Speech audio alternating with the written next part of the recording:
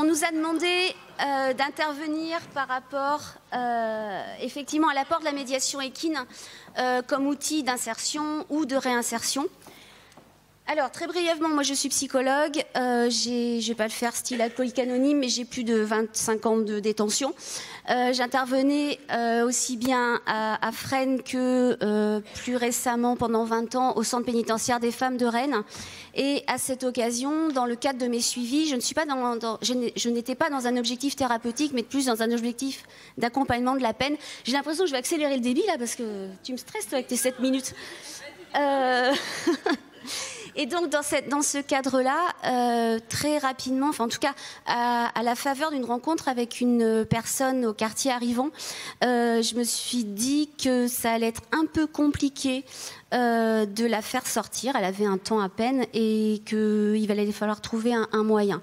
Donc par ailleurs, moi j'étais passionnée de cheval, j'élève des chevaux et je me disais qu'au fur et à mesure du suivi, que ce serait intéressant de partir avec le support de l'animal. Et donc j'ai en fait pensé le projet par rapport à sa problématique à elle, mais au final ça a intéressé globalement la problématique probablement de beaucoup de personnes incarcérées, avec des histoires de vie très fracassées, des estimes de soi véritablement en berne, la confiance en soi, n'en parlons pas. Et je pense que l'on peut très rapidement faire la métaphore avec le corps et ce qui a pu être dit depuis le début de la matinée sur la colonne vertébrale, effectivement physique, mais aussi la colonne vertébrale psychique, et comment le cheval va permettre aussi de rétablir quelque chose à la fois dans l'équilibre et dans la tonicité. Alors, on va passer donc les programmes que l'on a pu mettre en place et que Christopher a contribué à évaluer. C'était à la fois des programmes qui pouvaient intéresser effectivement les personnes détenues, mais également les personnels pénitentiaires. Ça va induire un autre type de relation. Et moi, dans le cadre de mes missions, qui étaient des missions transversales, j'avais aussi à travailler avec les collègues pénitentiaires de quelque corps que ce soit, des conseillers pénitentiaires d'insertion et de probation, des personnels de surveillance, et aussi d'autres instances, d'autres institutions qui interviennent dans le milieu pénitentiaire, comme l'hôpital. Et du coup, quand on a pensé le projet, on a véritablement voulu qu'il y ait un lien entre les différents professionnels. Ça permettait de désamorcer, ou en tout cas de déconstruire les représentations réciproques que les détenus avaient sur les surveillants, que les surveillants avaient sur les détenus, que les surveillants avaient aussi sur les autres professionnels, et inversement. À quoi peut venir répondre la médiation animale hors ce contexte-là institutionnel ? À plusieurs choses. Effectivement, on peut travailler sur le repli sur soi et le risque suicidaire, les difficultés à se projeter dans l'avenir, la faible réceptivité aux modes de prise en charge classiques, une réappropriation aussi de la parentalité pour certaines personnes qui ont des enfants, beaucoup, qui peuvent être placés en foyer et qui, à l'occasion de ces placements, peuvent connaître aussi le cheval et être amenés au centre équestre, ou alors certains mineurs sur des séjours de rupture. Tout ce qui va concerner aussi l'émoussement sensoriel et émotionnel, mis à mal, certes, par l'enfermement, mais pas que. Nous avons affaire aussi à beaucoup de personnes qui vont arriver avec véritablement des défaillances sur le plan sensoriel, sur le plan émotionnel, qui ont des difficultés à définir leurs émotions, encore plus à les verbaliser, à mettre des mots dessus. Et aussi des difficultés relationnelles, parce qu'en général, quand on passe par la case prison, c'est qu'il y a eu un petit souci quand même avec l'altérité. Donc en résumé, 3 axes de travail: les dimensions relationnelles et sociales, la mobilisation des ressources personnelles, des ressources internes, et la réflexion sur soi. Je suis bonne là dans le timing ? Donc depuis 2008, je vous l'ai expliqué, donc des programmes à l'intérieur de la prison, ou des prisons, puisque j'interviens dans 4 établissements, à l'intérieur et à l'extérieur. À l'intérieur, on va être plus sur repli sur soi, risque suicidaire, bouffée d'oxygène, des choses comme ça. où on amène les chevaux. Et à l'extérieur, on va être plus sur l'accompagnement de la sortie, avec souvent des premières permissions de sortie après 10, 12, 15 ans d'incarcération.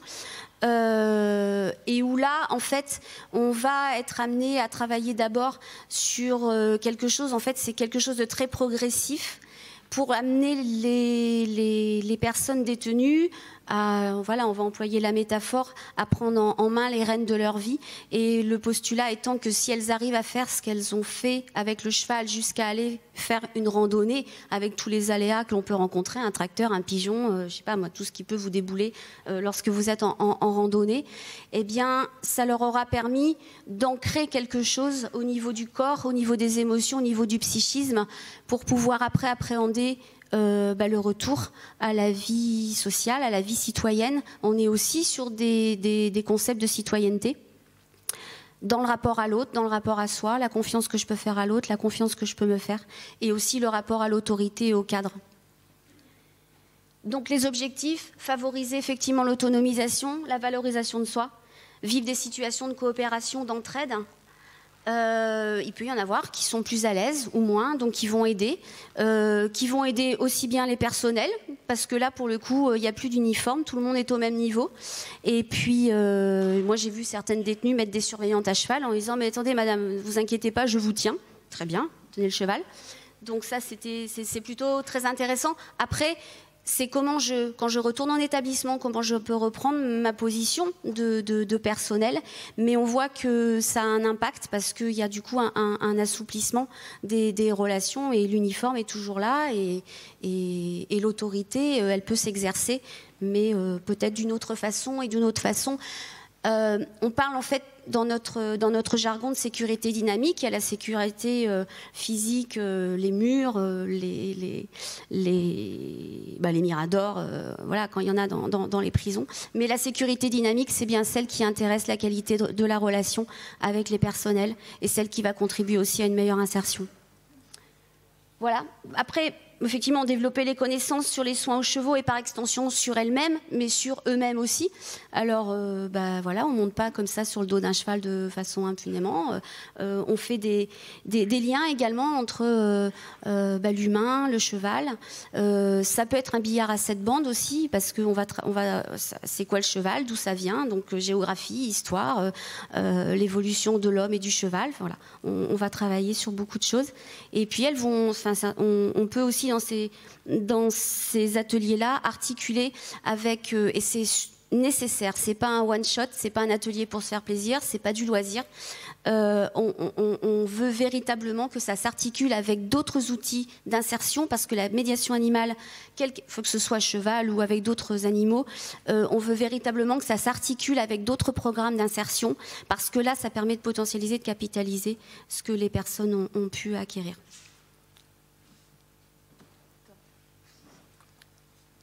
Je ne vais pas vous faire le déroulé, mais vous l'aurez sur la clé USB. Je pense que c'est bon là.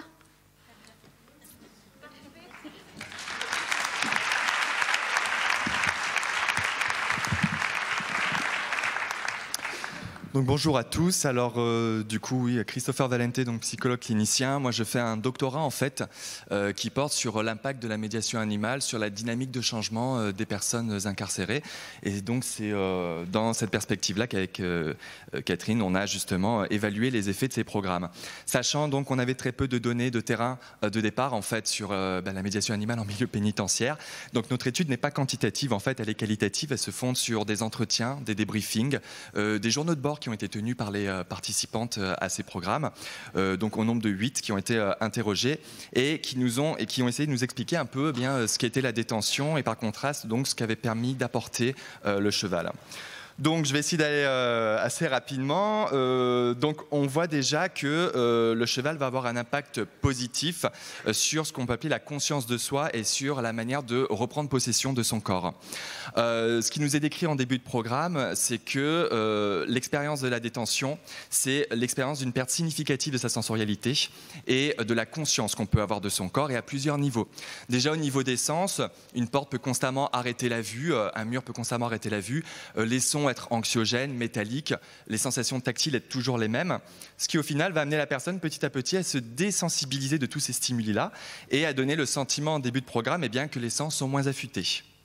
À ça, on ajoute aussi la chronicité pénitentiaire, c'est-à-dire le fait que les tâches se répètent mécaniquement, jour après jour, des tâches pour lesquelles l'horloge biologique doit se calquer sur cette horloge pénitentiaire qui dicte le moment où l'on mange, le moment où on dort, le moment où on se nourrit, le moment où on a des rapports sociaux aussi dans les parloirs.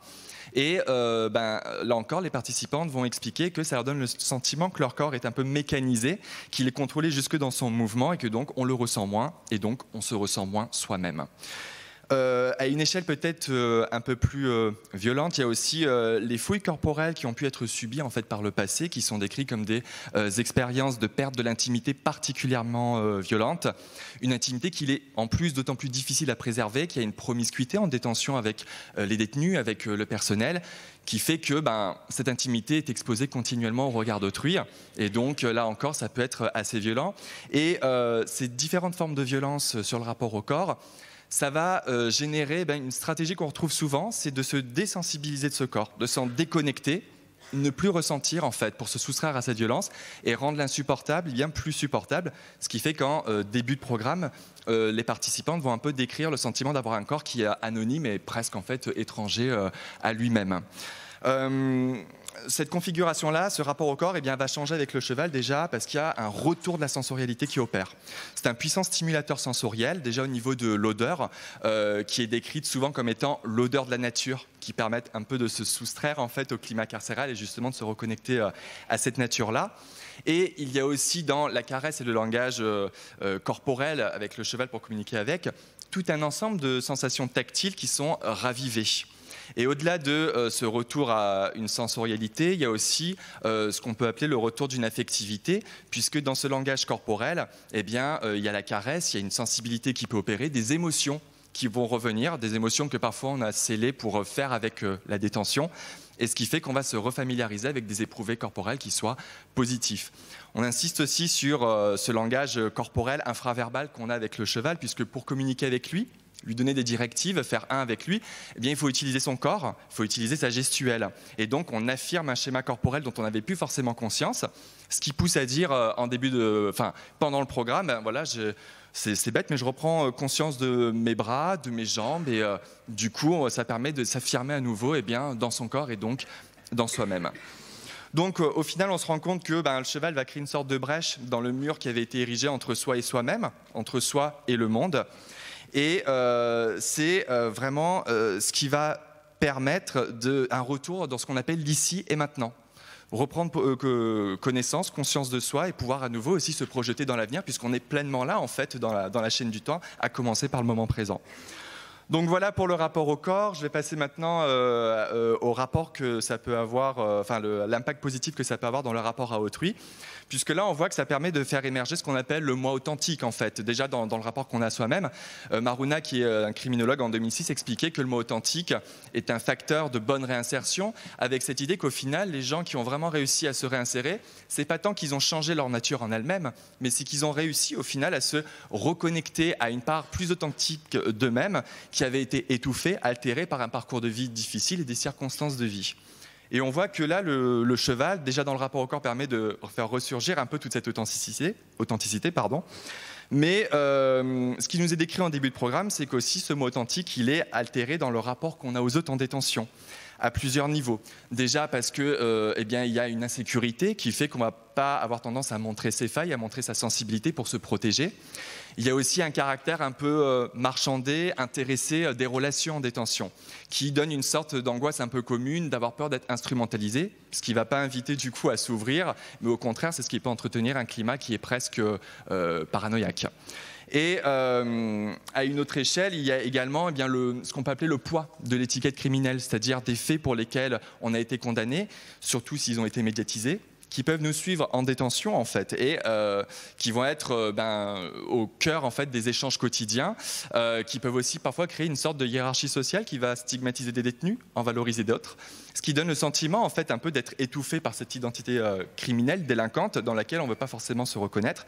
Et avec des expressions comme « ça me colle à la peau », on sent bien dans ce qu'en décrivent les participantes qu'en fait, il y a un sentiment d'asphyxie et d'étouffement. Et face du coup à ce qui altère ce mot authentique aussi dans les rapports aux autres, il y a deux stratégies possibles. Soit on va jouer un rôle où on va se créer une carapace pour faire avec la détention au risque et bien parfois d'oublier ce qu'on cache en fait sous cette carapace et de devenir ce rôle. Soit on va être dans une posture qui est plus radicale, qui va être en fait de couper toute relation. Et c'est une sorte de dernier sursaut en fait avant l'asphyxie identitaire. Et je me rends compte que j'ai pas du tout passé les diapos en plus, donc c'est super pour vous. Désolé. Bon, bah désolé. Bon. Voilà, bon, on en est là. Donc voilà, donc on voit vraiment des stratégies qui altèrent vraiment la capacité à être soi et à faire émerger ce mode authentique et facteur de mode réinsertion. Mais là encore, cette configuration des relations, elle va changer avec le cheval parce qu'on ne peut pas utiliser les mêmes stratégies en fait qu'on a en détention. Parce que le repli sur soi, les rapports de force, le fait de porter un masque, dans la mesure où le cheval est un animal qui est hypersensible, qui renvoie beaucoup de choses en miroir, on l'a vu avec le retour des émotions et tout ça, eh bien ça va plus mettre en péril les exercices, que ça va permettre de vraiment remplir ces exercices. Et donc du coup, la personne va être amenée à réviser ses stratégies de communication, à adopter une autre manière de découvrir le lien à l'autre. Et c'est principalement là qu'est le point de bascule. Parce que comme c'est une activité donc, qui est de groupe, eh bien, on l'a dit, il y a un retour d'une sensibilité, d'émotion et donc de vulnérabilité face au cheval, sur lequel on ne peut pas mentir. Et c'est, puisqu'on est témoin, puisque les autres personnes détenues et membres du personnel sont témoins de cette vulnérabilité-là, on dit que c'est un point de bascule parce que dans ce qui est décrit, en tout cas dans le débriefing qu'on a fait, c'est ce qui pour eux est gage d'authenticité. Et c'est ce qui permet d'abaisser les barrières, d'oser à nouveau échanger, ouvrir avec l'autre. Et au-delà d'une ouverture, on peut dire que c'est aussi une résonance, parce qu'on s'aperçoit au final que ce que l'autre cache sous son masque, qui est révélé par le cheval, en fait le rapport au cheval, c'est aussi ce que je cache sous mon propre masque. Et donc, on a un lâcher-prise qui est rendu possible, et là, les débriefings sont particulièrement investis. On va parler du poids de la détention, certes, mais on va aussi parler qu'est-ce que c'est qu'être mère quand on est en détention, qu'est-ce que c'est qu'être femme aussi quand on est en détention. Et là, on se rend compte que ça contraste complètement avec ce qu'on voit d'habitude en fait, des personnes détenues ou même ce que les membres du personnel voient en temps normal. Et donc, le cheval va médiatiser une sorte d'espace dans lequel ce mot authentique peut s'inscrire en fait, dans le rapport aux autres et dans lequel les relations sont plus significatives. Et donc, on voit après le programme qu'il y a des rapports beaucoup plus positifs entre personnes détenues et entre membres du personnel. Et je vais faire vite pour conclure. Ah, d'accord, j'ai cru... Bon, d'accord, que j'ai tout à fait capté. Et du coup, voilà, on augmente un peu ce capital social et ce mot authentique qu'on peut faire émerger. Mais Catherine, tu l'as amorcé tout à l'heure, la question c'est qu'est-ce qu'on en fait ensuite à la suite du programme? Parce que si on ne se projette plus dans l'avenir, si on ne se connecte pas à soi-même, si on s'endort, on dit que c'est un facteur de risque qui peut provoquer une récidive. Mais avant tout, on a une lecture où on peut voir que c'est aussi un facteur de protection pour se protéger de la détention. Mais quand le cheval est parti, la personne retourne en détention avec toutes ces vulnérabilités qui sont mises en exergue. Et donc l'idée, c'est de se dire qu'effectivement, il est très important de penser l'articulation de la médiation animale à d'autres dispositifs et à d'autres programmes pour qu'on puisse potentialiser les effets qui ont été produits, pour donner un cadre et un espace où ce mot authentique, on peut continuer de le cultiver pour s'emparer de son projet de réinsertion. Bon voilà, je vais arrêter là du coup. Merci de m'avoir écouté.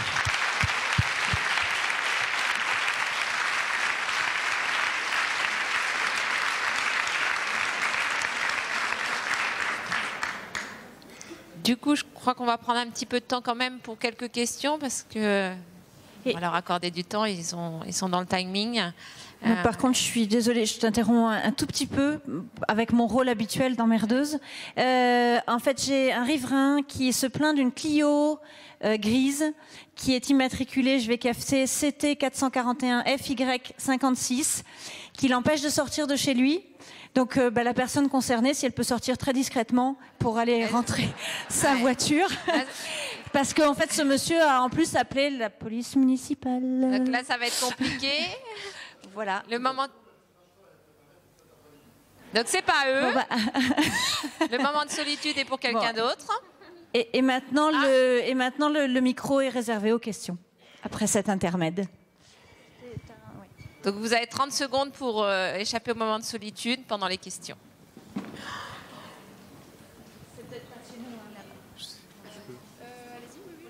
Bonjour.